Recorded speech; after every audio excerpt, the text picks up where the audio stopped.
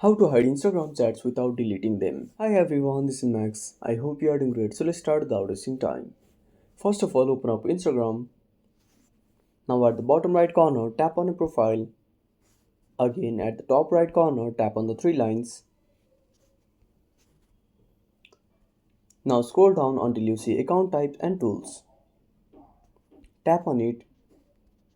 Now tap on switch to professional account. Click on continue. Now select any category.